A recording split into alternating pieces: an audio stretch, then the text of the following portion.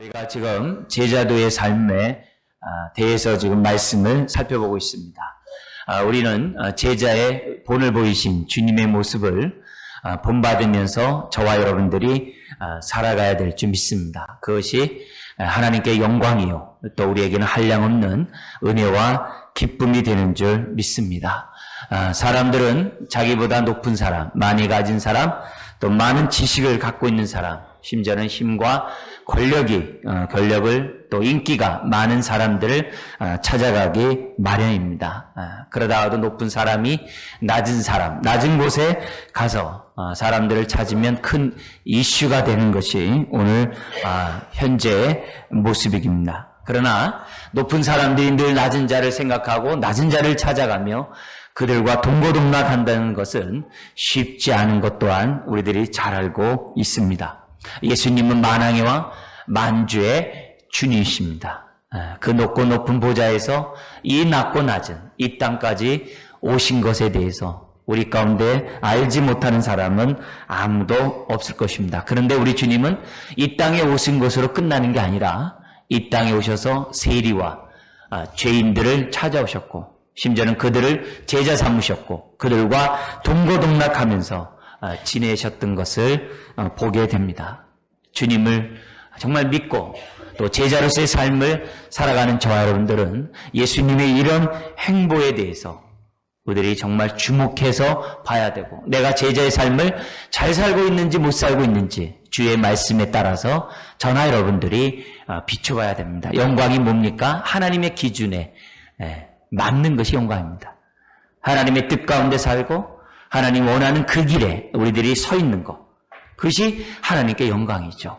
아무리 자기가 뜻한 바가 위대하고 거룩하고 자기 스스로 보더라도 놀랍다 할지라도 하나님의 뜻에 일치하지 않으면 소용이 없습니다. 제자는 언제나 하나님의 뜻에 일치해야 되고 주님이 어떻게 사셨는가에 우리가 비춰보면서 저와 여러분들이 살아야만 합니다. 그래서 주님이 특별히 어떻게 사셨고 어떠한 말씀을 우리에게 하셨는지 저나 여러분들은 늘 귀담아 들으면서 그것이 삶의 기준이 되어야 될 줄 믿습니다. 13절에부터 17절에 보면은 예수님 우리들에게 파격적인 행보를 보여줍니다. 우리에게는 파격적이지만 우리 주님의 입장에서는 일상적인 거죠. 아주 자연스러운 그런 행동을 하게 됩니다. 무엇입니까? 예수님은 제자를 부르실 때 명망 있고 많이 배우고 뭔가 세상에서 주목받는 그런 사람들을 제자를 삼는 것이 아니라는 거죠. 오늘 말씀에 있는 것처럼 세리와 죄인과 같은 사람들을 제자를 삼으셨다는 거예요. 이것은 많은 사람들에게 그 당시 소위 있다라고 하는 종교 지도자들이나 뭔가 가졌다고 하는 사람들에게는 비아냥거리가 됐어요. 반면에 주님으로부터 제자를 선택받은 사람들은 놀랐어요. 나 같은 사람이 주님의 제자가 될 수 있는가? 그렇지만 우리 주님은 세리 및 죄인들을 자신의 제자로 부르셨던 것을 보게 됩니다. 14절 이하에 보면은 예수님은 자신에게 몰려오는 사람들에게 하나님 말씀을 전했습니다. 그리고 말씀을 전한 다음에 다른 곳에 말씀을 전하기 위해서 다른 곳으로 지나가고 있었습니다. 그러다가 세간에 앉아있는 한 세리를 보게 됩니다. 그 세리의 이름은 레위. 마태복음에서는 그 세리의 그 레위의 또 다른 이름, 그 이름을 우리에게 알려주는데 그 이름은 마태입니다. 여기서 나오는 레위와 마태복음의 저자인 마태는 동일 인물입니다. 유대인으로서 세리가 된다는 것은 치욕스러운 일이죠. 왜냐하면 그 당시에 세리는 로마의 앞제비고 백성의 적이었거든요. 세리에 대한 유대인들의 시선은 좋지 않습니다. 그런데 유대인으로서 세리가 됐다는 그 자체는 어떻게 보면은 이건 정말 많은 것을 함축하는 그런 직업이기도 합니다. 세간에 앉아있는 그 레위, 그 마태에 대해서 우리 주님은 나를 따라오라고 말씀합니다. 그러자 이미 소문을 잘 듣고 있었던 레위, 이 마태는 주님의 부름 앞에 즉각적으로 순종하고 따라갔던 것을 보게 됩니다.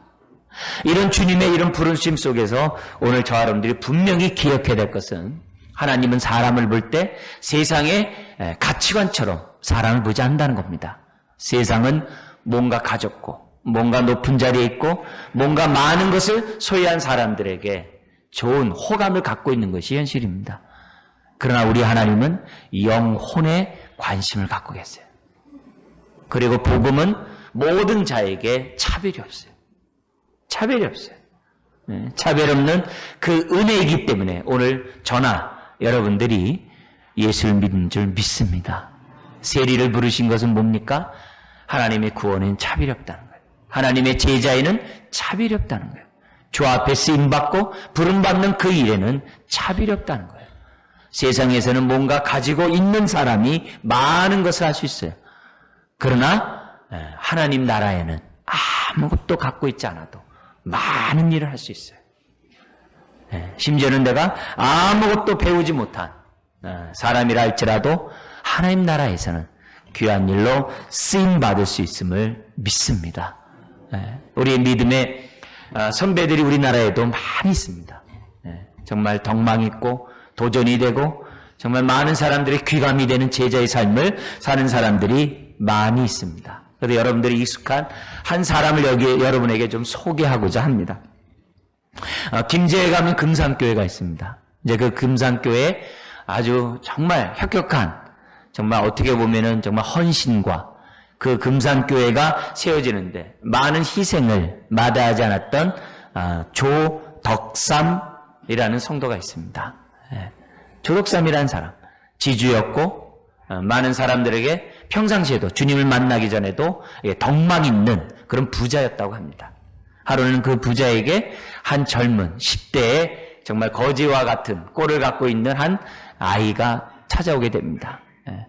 그 사람은 이제 이 전라도에 있는 한 작은 섬에서, 경상도에서 작은 섬에서 태어나가지고 전라도까지 온 거죠.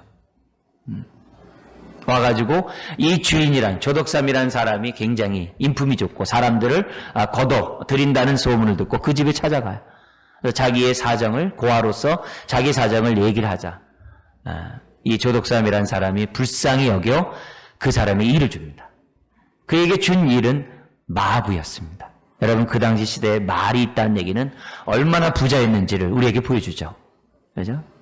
그래서 그 아이는 조덕삼이라는 사람의 이제 마부 역할을 하면서 이 사람이 가는 곳마다 따라 나왔습니다. 근데 그쪽, 김제 지역에 미국의 선교사인 테이트라는 사람이 방문하고 주막에 자리를 잡고 복음을 전합니다. 그러다가 이 조덕삼이라는 이 사람에게 복음이 전달되게 되고, 복음이 전달되는 그 과정에 마부였던 이 한 아이, 이자익이라는 젊은 어떻게 보면 청소년에게 동일하게 복음이 전파되게 됩니다. 그리고 조덕삼 이 사람과 함께 이 마부, 이 어린 사람이 예수를 믿게 돼요. 조덕삼 사람이 주님을 섬기는 일에 얼마나 열심적이었는지 그 교회는 많이 이제 부흥하게 됩니다. 많이 이제 부흥하게 되고, 또 테이트라는 이 선교사가 한쪽 지역에만 머물러 있는 것이 아니라 이곳저곳 머물러야 되기 때문에 그쪽 지역의 리더를, 오늘날 말하면 이제 장로를 이제 세워야 되게 됐습니다. 그런 시기가 됐습니다. 그래가지고 이제 장로 투표를 하게 되는 거죠. 누구나 조덕삼 씨가 장로가 돼야 되는 것은 당연하게 생각했고, 또 그렇게 해야 된다라고 누구나 다 온 동네 사람이 믿었습니다. 근데 표대결을 했는데 누가 뽑혔냐면은 마부인 이자기라는 사람이, 그런 이제 청년입니다. 청년이 뽑히게 됩니다. 그랬을 때 이제 굉장히 이제 분위기가 이상해지겠죠. 그리고 그 당시 우리나라에 양반이 장로가 안 되고 평민이 장로가 됨으로 교회가 갈라진 일들이 몇몇 교회가 있었던 그런 분위기였다고 합니다. 그때 이 조덕삼, 이 장로, 이제 성도가 나가서 고맙다고, 감사하다고, 나 대신에 우리 이자이라는 사람을 뽑은 것에 대해서 하나님께 영광 돌린다라고 하는 진심 어린 그런 축하와 고백을 하게 됩니다. 그것으로 인해서 소문이 더 자자하게 나는 거죠. 마부가 장로가 되었다. 그걸 또한 조덕삼이라는 사람이 그것을 기꺼이 또한 받아들이게 됐다. 그래서 인근 마을에까지 소문이 이렇게 자자하게 퍼져가지고 교회는 급성장하게 되었다고 합니다. 그러자 이제 조덕삼 씨가 이제 워낙 거부였기 때문에 많은 사제를 털어가지고 이제 교회를 세우는데 여러분도 들은 바 있는 기역자 교회를 세웠어요. 그래서 이제 목사가 이제 한쪽 가운데 서서 설교를 하는데 남자와 여자 쪽은 보지 못하도록 양쪽으로 몰아놓고 그리고 여성도들이 있는 데는 아예 천으로 쳐가지고 설교하는 사람도 못 보고 또 여성도들도 설교하는 사람 못 보도록. 지금은 제가 우리 여성도 앞에서 설교를 하지만 옛날엔 보지도 못했어요. 여러분들도 제 얼굴을 보지 못하고 이제 설교를 듣는.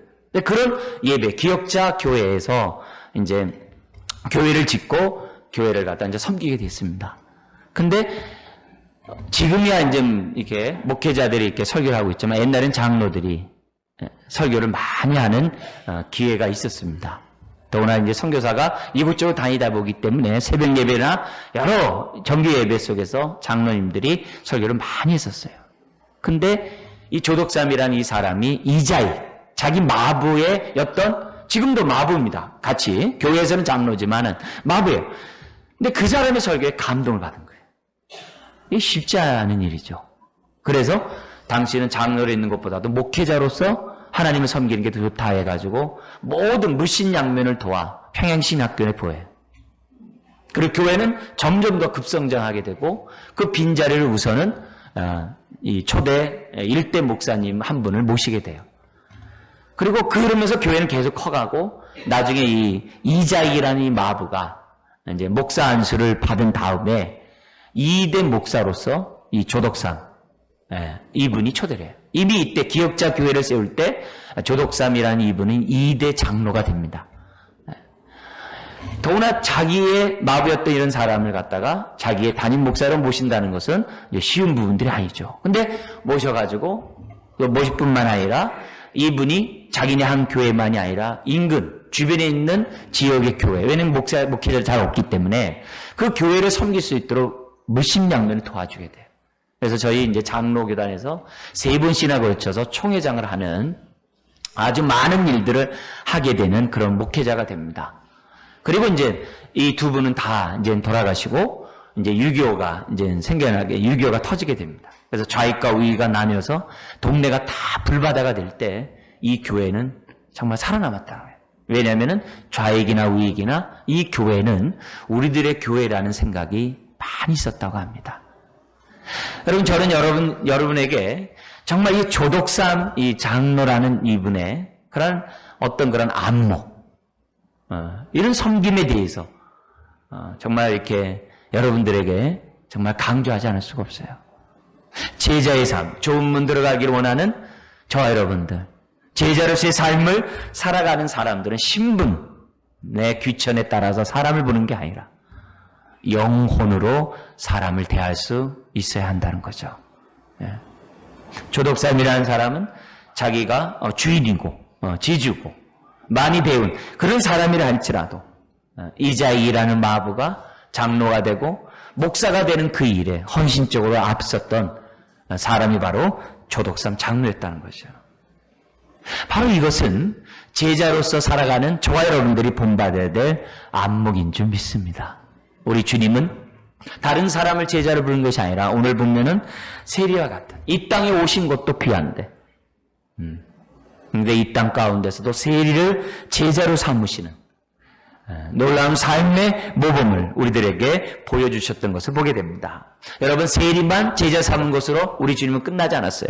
16절 17절에 보면은 이 세리 마태는 그 주님이 자기를 부른 것에 감사하여 자기 친구들을 세리와 같은 그런 많은 친구들, 자기 처제와 같은 죄인들을 불러다가 잔치를 벌입니다. 왜요? 예수님을 소개하려고. 예수님의 복음의 말씀을 듣도록 하기 위해서. 사람을 부르게 됩니다. 근데 그 자리도 우리 주님이 기꺼이 갔어요. 우리가 볼 때 예수님이 그 자리에 가는 게 뭐 이상하냐 생각할 수 있어요. 그러나 유대인들의 식탁, 같이 밥 먹는 것은요, 옛날이나 지금이나 특별한 친분 관계가 아니면 식사 초대하지 않습니다. 우리도 그런 것들이 많이 있죠. 유대인들은 더 심합니다. 더구나 예수님은 많은 사람들의 주목을 받고 있었어요. 많은 있는 자, 지도자들, 부자들 이런 사람들에게 관심의 대상이었어요. 근데 자기네들과 함께 식사하는 것이 아니라 지금 어떻게 돼요? 도저히 식사하면 안 돼. 상종하면서는 안 되는 세리의 집에 가서 식사를 했다는 거예요. 이거는 많은 지도자들에게 충격적이었고 이런 것은 나중에 주님이 십자가에 못 박혀 죽는데 하나의 원인을 제공하게 됩니다. 주변에 있는 많은 사람들 또한 이해할 수 없는 거죠. 그렇지만 예수님과 제자들은 세리의 집에 가서 정말 기쁨의 어떤 식탁을 공동체를 이루면서 하나님의 말씀을 나누고 하나님의 구원의 도에 대해서 증거하며 즐거워하고 기뻐하는 그런 일을 행했다는 거죠. 이게 뭔 말입니까? 여러분, 어려운 사람을 갖다 제자를 한 사람 이렇게 뽑아내는 일들은 누구나 할 수도 있어요. 왜? 골고루 분배하기 위해서. 배운 사람, 못 배운 사람, 있는 사람, 없는 사람 분배하기 위해서 이렇게 뽑을 수 있어요. 그렇지만 함께 동행하고 동거한다는 것은 다른 문제입니다. 우리 주님은 일시적으로 어려운 사람을 찾은 것이 아니에요. 일시적으로 힘든 사람을 하나님의 제자로 부른 것이 아니에요. 아예 그들 속에 들어가서 그들과 함께 동행하며 함께 하나님 나라를 확장시켜 나가는 삶을 사셨다는 거죠. 그렇다면은 오늘 저나 여러분들이 제자로서의 삶을 살아가려고 한다면 주님이 보여주셨던 이 봄, 조독삼 장로님이 우리들에게 보여줬던 그런 안목들을 저나 여러분들이 분명히 가져야 한다는 거죠. 여러분, 좁은 문 들어가기를 힘쓰는 저와 여러분들의 안목은 사람을 볼 때 외모로 보는 것이 아니라 영혼으로 봐야 될 줄 믿습니다. 비록 우리가 100% 못한다 할지라도 현재 내가 10% 있으면 11%라도 좀 더 내가 주님을 닮고자 하고 50% 내가 닮았다가 한다면 51%라도 닮고자 저나 여러분들이 우리가 제자로서의 삶을 살아가야 한다는 거죠. 주님이 우리의 기준이 되어야 됩니다. 그래서 그 기준에 맞는 삶을 살아가면 살아갈수록 하나님이 영광을 받으시고 우리에게는 한량없는 기쁨이 넘쳐날 줄 믿습니다. 이 원칙을 무시하면 안 돼요. 그래서 하나님, 내가 사람을 볼 때마다 영혼으로 보게 해주세요. 세상에서는 수준이 어떻다라고 수준을 운운합니다. 우리는 거기에 익숙해 있습니다. 그렇지만 좋은 문 들어가길 힘쓰는 우리들은 주님이 사셨던 방법대로 사셔야 돼요. 눈에 보이는 것으로 바라보는 게 아니라 사탄은 지금도 세상의 영광을 보여주면서 세상의 영광을 따라가라고 합니다. 아닙니다. 우리는 좁은 길, 좁은 문 저나 여러분들이 가야 될 줄 믿습니다. 주님은 17절 같이 읽어볼까요? 예수께서 들으시고 그들에게 이르시되 건강한 자에게는 의사가 쓸데없고 병든 자에게라 쓸데 있느니라. 나는 의인을 부르러 온 것이 아니요 죄인을 부르러 왔노라 하시니라. 여기 의인은 뭐예요? 하나님 없이도 스스로 의롭다 하고 하나님 없이도 스스로 살 수 있다라고 자칭 의인이라고 생각하는 사람들의 의인이죠. 예수를 믿음으로 의롭다함 받은 의인이 아니죠. 주님이 필요 없는 자가 아니라 주님이 없으면 안 되는 열린 마음, 정말 그런 정말 갈급한 심령에게 우리 주님은 오셨다라고 말씀하고 있습니다. 두 번째, 오늘 이런데 이 사건과 연관해서 우리에게 주는 교훈이 18절에서 22절에 있습니다. 18절 우리 다시 한번 읽도록 하겠습니다. 요한의 제자들과 바리새인들이 금식하고 있는지라. 사람들이 예수께 와서 말하되 요한의 제자들과 바리새인의 제자들은 금식하는데 어찌하여 당신의 제자들은 금식하지 아니하나이까. 여러분, 우리 성경에서는 제3의 인물이 와서 요한의 제자도 금식하고 바리새인의 제자도 금식하는데 왜 당신의 제자들은, 이 못마땅하다는 거거든요. 당신의 제자들은 왜 금식하지 않습니까? 이제 불평을 하는 거죠. 이게 뭐냐 이거죠. 그렇게 얘기합니다. 근데 마가복음에는 이렇게 되어 있습니다만 제3자의 제자들이 얘기하지만 마태복음에는 그 제3자에 대한 신분을 얘기합니다. 누구냐면 세례 요한의 제자들 중에, 세례 요한의 제자들 중에 한 사람이, 이제 한 사람이보다 제자들 중에 이제 그 제자들이 와가지고 주님을 얘기하는 거예요. 당신의 제자들, 지금 때가 어느 때인데 희낙낙거리고 이렇게 먹기나 탐하고 더구나 이렇게 세리와 같은 정말 폐역무도하고 아주 죄인 중에 죄인, 그들과 함께 당신 같은 사람이 어떻게 그들과 함께 식사를 하면서 희낙낙거리냐라고 그렇게 볼멘소리를 하는 것으로 되어 있어요. 왜 그랬을까요? 세례 요한의 제자들이. 여러분, 지금 이 사건의 그 배경에는 세례 요한이 그 당시 분봉왕, 유대의 분봉왕인 필립이 그 음란한 죄에 대하여 지적함으로 감옥에 갇혀 있었어요. 그리고 나중에는 목배임을 당하죠. 그래서 아직 감옥에 갇혀 있는 그런 상황이에요. 자기의 스승이 감옥에 갇혀 있어요. 근데 그 스승이 누굽니까? 예수님을 바라보면서 보라! 세상의 죄를 짊어지고 가는 하나님의 어린 양이라고 얘기했던 그 예수님이에요. 그리고 예수님의 제자들 가운데서도 요한과 같은 이렇게 안드레아 같은 사람들은 과거에 세례 요한의 제자였거든요. 세례 요한의 제자였거든요. 세례 요한의 제자였던 사람이 예수님의 제자가 된 사람들이거든요. 지금 자신들의 스승은 감옥에 가 있는데 그것도 의를 선포하고 세상의 불의를 선포함으로 감옥에 갇혀 있고 지금 시대가 어느 때인데 더구나 그 당시에는 금식과 같은 경건운동이 아주 이렇게 주류를 이루던 사회 분위기였어요. 금식함으로 경건운동을 하고 있었던 상황. 더구나 세례 요한이 뭐 얘기했습니까? 회개의 세례를 선포하고 있었거든요. 여러분, 회개의 세례는 어떻게 돼요? 침울하죠. 눈물이 있죠. 네. 회개의 세례를 선포하는 그곳에서는 어떻게 보면 웃음이 없죠. 즐거움이 없죠. 기쁨이 없죠. 그런 분위기인데 우리 주님은 어떻게 돼요? 거기에 동조하는 것이 아니라 심지어 먹기를 탐한 자라는 별명까지 있고 죄인과 세리들과 모여서 모을 때마다 잔치의 즐거움을 이렇게 연출하고 계시니 도저히 이해가 안 되는 거죠. 그래서 요한의 제자들이 화가 나가죠. 지금 회개에도 모자를 파인데 지금 이스라엘 백성이 하나님의 앞에 회개를 하지 못해가지고서 지금 로마 약체하에 있어서 지금 시대가 지금 이러고 있는데 어떻게 희낙낙거리면서 있냐라고 아마 이렇게 의분에 나서 예수님에게 얘기했던 것을 보게 됩니다. 거기에 대해서 우리 주님이 분명하게 얘기를 합니다. 19절, 20절 읽어볼까요?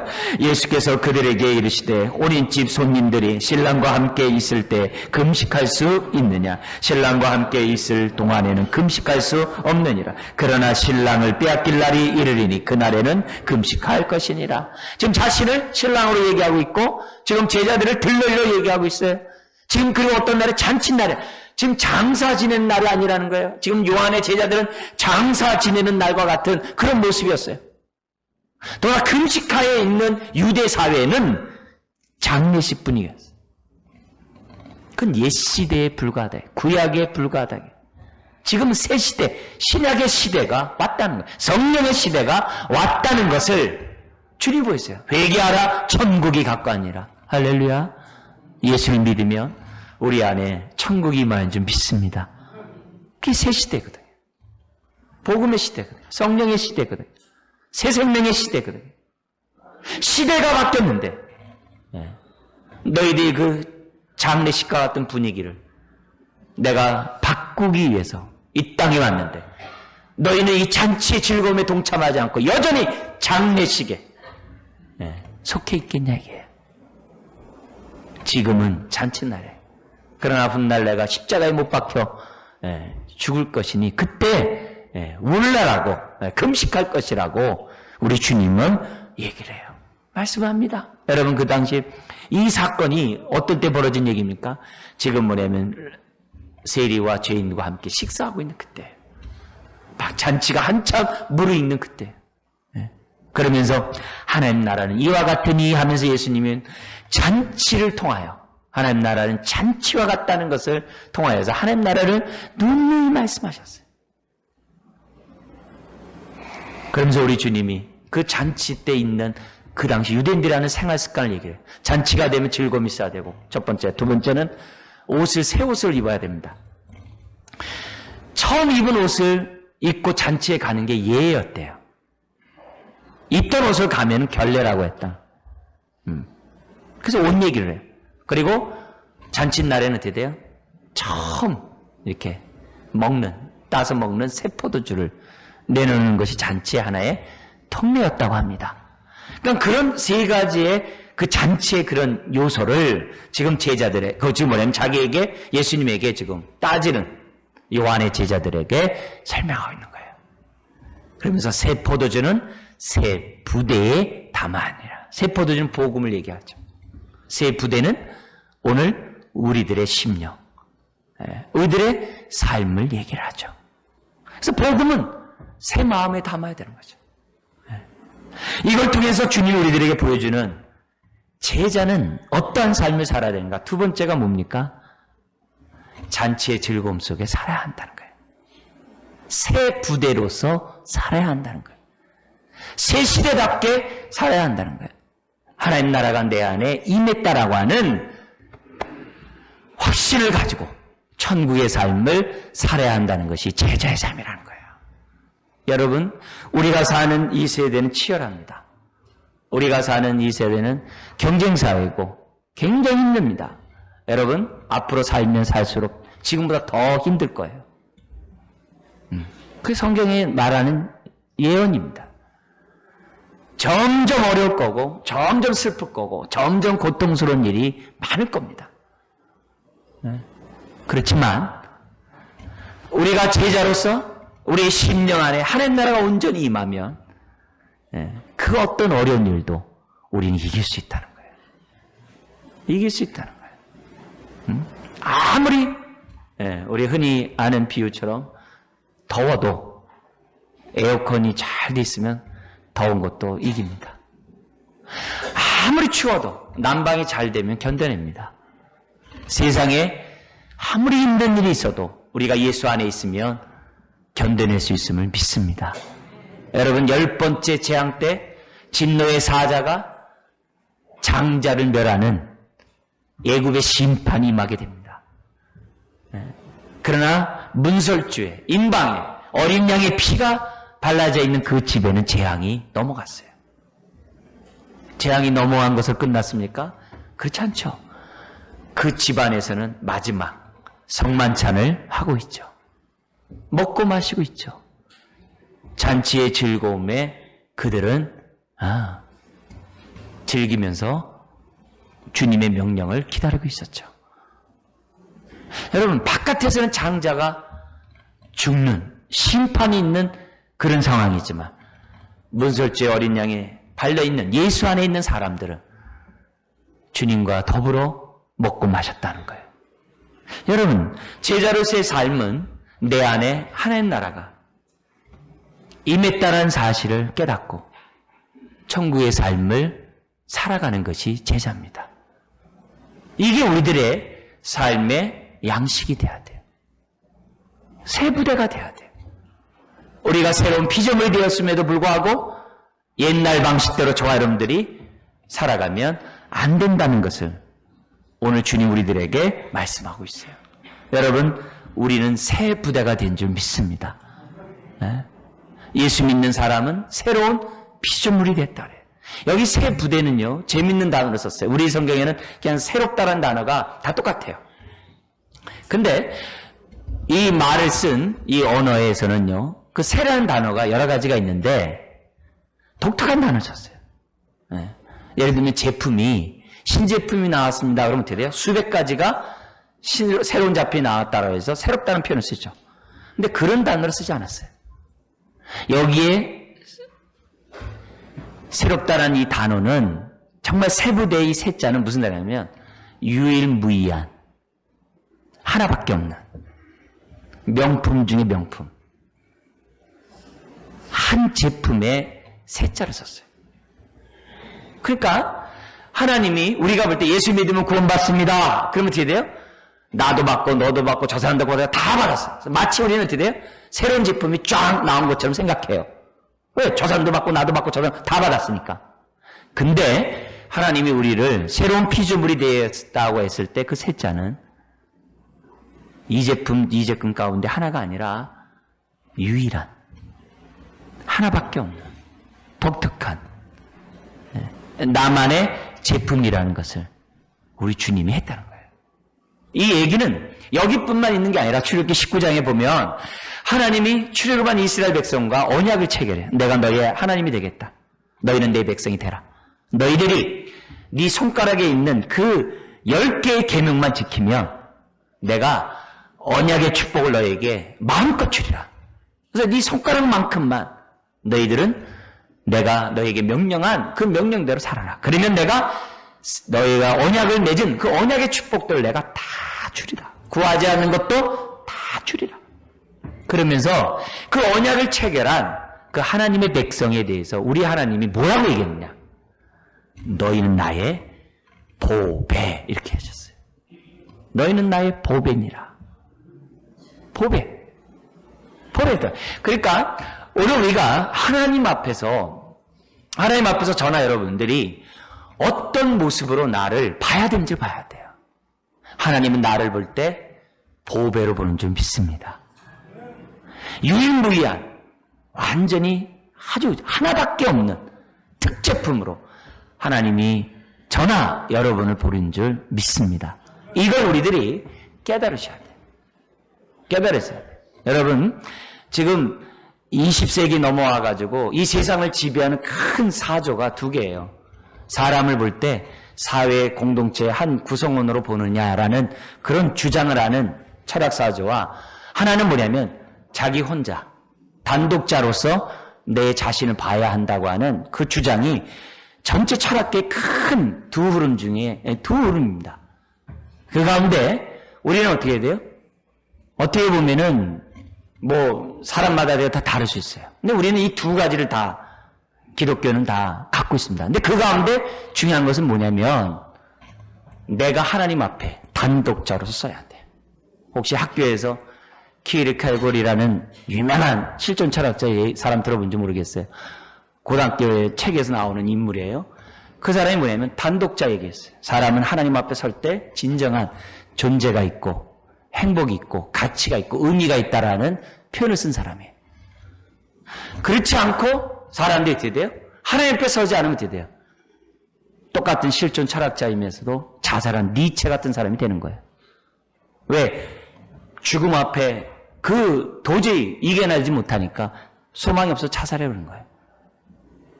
여러분, 우리가 하나님 앞에서 내가 누군지를 단독자로서 딱 서야 돼요. 은혜 앞에 서야 돼요. 내가 누구냐. 그래서 하나님이 나를 특산품으로 보셨다고 한다면 나를 어떻게 돼요? 그렇게 보셔야 돼요. 심지어 우리 하나님이 나에 대해서 어떻게 돼요? 기쁨을 이기지 못한다고 했어요. 얼마나 기쁘면. 그 마음을 내가 알아가는 것이 신앙생활이에요. 그걸 알아가야 돼요. 그러면 하나님이 나를 사랑한 것처럼 나도 나를 사랑하게 돼요. 나도.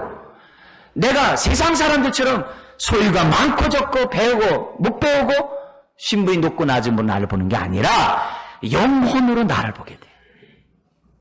그래서 나를 사랑해요. 왜요? 주님이 나를 사랑했기 때문에. 그러면 이 사람은 다른 사람도 영혼으로 보는 거예요. 그러면 그럴수록 내 안에 뭐가 있어요? 하나님 나라가 확장되죠. 기쁨이 있죠. 내 안에 하나님 나라가 온전히 이루어지는 거죠. 마음의 행복이 내 안에 이렇게 넘쳐나는 거죠. 여러분, 오늘 우리가 이 부분에 대해서 저나 여러분들이 분명히 갖고 있어야 하는 거죠. 제자는 그 안에 하나님 나라가 임한 자인 줄 믿습니다. 그러니까 하나님 나라의 의와 희락과 화평이 내 안에 기본적으로 저나 여러분들이 있어야 되는 거죠. 아무리 이 세상이 치열하고 아무리 힘들고 어렵고 앞으로 더 고통스러운 일이 있다 할지라도 우리 안에 하나님 나라가 온전히 임하면 능히 감당할 줄 믿습니다. 그걸 우리들에게 보여주고 있어요. 그래서 제자는 그 어떤 상황에도 우겨싸이지 않도록 해야 돼요. 슬픈 일이 있어요. 힘든 일이 있어요. 고통스러운 일이 있어요. 여러분, 그럴 때마다 하나님 앞에 서세요. 내가 누군가? 그래, 나는 보배야. 나는 극상품이야. 그래, 나는 하나님의 정말 유일무이한 하나님의 자녀야. 하나님이 나를 위해서 주님을 이 땅에 보내주셨고 나의 죄를 사하셨어. 그래, 나는 죄상을 받은 하나님의 자녀야. 의롭다함 받은 하나님의 천국 백성이야. 여러분, 이 부분에 대해서 내가 어떻게 돼요? 하나님 배워야 돼요. 여러분, 내가 아는 죄사함 받고 의롭다함 받은 이 지식이 신앙의 깊이에 따라서 어떤 사람은 10만큼 누리고요. 어떤 사람은 10,000만큼 누리고요. 어떤 사람은 억만큼 누리고 어떤 사람은 무한대수로 느낍니다. 신앙의 성숙에 따라 누림이 달라요. 죄사함 받고 의롭다함 받은 그것이 초신자 때만의 효력이 있는 게 아니라 주님 뵙는 그날까지, 또 주 앞에 섰을 때에도 일생 우리가 잊지 아니하고 하나님 앞에 정말 고백하고 기쁨을 얻어야 될 근본 축복인 줄 믿습니다. 그래서 항상 제자는 이 땅의 삶에 천국의 삶을 살아야 돼요. 여러분, 여기서 천국 살지 못하면 죽어서 천국 못 가요. 그건 틀림없는 얘기예요. 제 얘기가 아니라 하나님 말씀이에요. 오늘 내 삶이 아무리 힘들다 하도 그때마다 십자가 앞에 서세요. 그리고 다시 한번 내가 새로운 신분, 새 부대인 것을 다시 한번 확인하세요. 그리고 그 새 마음에 새 포도주를 듬뿍 담으시기를 주의 이름으로 축원드립니다. 이게 바로 제자의 삶이에요. 이런 사람이 우리 아까 13절부터 17절에 예수님이 죄인과 세리를 찾아가셨던 것처럼 내 마음에 천국 있는 사람이 세리를 찾아가셨어요. 내 마음에 천국이 없는 사람은, 나를 사랑하지 않은 사람은 남을 사랑할 수 없어요. 내 영혼을 보지 못하는 사람은 다른 사람의 영혼을 못 봐요. 내 안에 천국에 있는 삶이 있는 사람이 진정으로 세리를 찾아가고 세리와 친구가 될 수 있는 거예요. 마음에 천국이 없는 사람은 일시적으로 흉내는 낼 수 있어요. 일시적인 흉내를 낼 수 있어요. 그렇지만 마음에 기쁨은 없어요. 낮은 자를 찾아간 것에 대한 기쁨이 없어요. 세리와 친구를 삼은 것에 대한 기쁨이 없어요. 왜요? 자원함을 한 게 아니니까. 그러므로 오늘 우리가 좋은 문 들어가기를 힘쓰면서 제자의 길을 가기를 원하는 저와 여러분들은 오늘 주님 우리에게 주신 이 교훈의 말씀, 무엇보다 우리들이 천국의 기쁨을 저와 여러분들이 누려야 될 줄 믿습니다. 그래서 남을 정말 이해할 수 없고 또 남을 용납할 수 없는 어려운 환경이 있을 때마다 생각해야죠. 우리 요한일서 요즘 새벽에 보고 있는데 왜 하나님을 우리로 하여금 알게 하고 예수님을 알게 하셨을까? 요한일서 1장 3, 4절에 기쁨이 충만하도록 하기 위해서. 기쁨이 충만. 이 힘든 이 세상, 지옥과 같은 이 세상에 기쁨을 맛보라고 하나님과 예수님 우리에게 알게 하셨대요. 기쁨이 충만해요. 그런데 이 기쁨을 방해하는 게 있다고 그래요. 뭐라 그러죠? 빛 가운데 있다고 하면서도, 하나님과 사귐이 있다고 하면서도 어둠 가운데 행동하는 것. 옛 생활대로 살아가는 것. 두 번째, 이웃을 사랑하라는 주의 말씀에 순종하지 않고 여전히 미워하는 것. 셋째, 하나님을 향하여 하나님을 바라보면서 살아가야 되는데 세상을 향하여 세상을 살아가면서 살아가는 것. 그거는 기쁨을 상실하게 한대요. 오늘 말씀에는 어떤 것이 기쁨을 상실하게 한다고 그럽니까? 금식의 강박관념에 빠져가지고 금식을 해야지만 시대를 분별하지 못하고 복음시대, 성령시대, 새시대가 왔는데 여전히 옛시대의 방식대로 금식하는 외식적인 종교적인 행위가 기쁨을 막는다라고 얘기하고 있어요. 여러분, 오늘 여러분들이 예배를 드리지만 옛날 생활 습관대로 예배를 드리면 외식자가 됩니다. 이 순간 새롭게 우리가 솟아나는 샘물을 경험해야 될 줄 믿습니다. 그 예배예요. 그 예배예요. 그래야 저와 여러분들이 어떻게 돼요? 천국의 기쁨을 회복하고, 그래야 주님이 원하시는 좁은 길 가게 되고 세리와 같은 사람들을 친구로 삼는 저와 여러분들이 될 수 있다는 거죠. 제자의 삶은 천국을 누리는 삶이어야 한다는 거죠. 아무리 힘들어도 내 안의 기쁨을 빼앗기면 안 돼요. 빼앗기는 순간 믿음도 놔버리고 소망도 놔버리고 헌신도 놔버리고 모든 일에 대해서 어떻게 돼요? 눈 가리고 아웅하는 사람이 될 수밖에 없어요. 피곤하고 지치고 정말 시들고 아픔 속에서 세월을 정말 어떻게 보면 낭비할 수밖에 없는 것이 우리들입니다. 여러분, 우리는 신분이 바뀌었습니다. 제자는 새로운 피조물입니다. 새 부대가 되었습니다. 정말 유일무이한 하나님이 특별히 사랑하는 아주 정말 명품입니다. 그게 오늘 저와 여러분들인 것을 오늘 이 메시지를 통해서 기억해야 될 줄 믿습니다. 그럴 때 좁은 길을 당당히 갈 수 있고 또 기쁨 가운데 갈 수 있고 또 많은 사람들을 주 앞에 인도할 줄 믿습니다. 기도하겠습니다.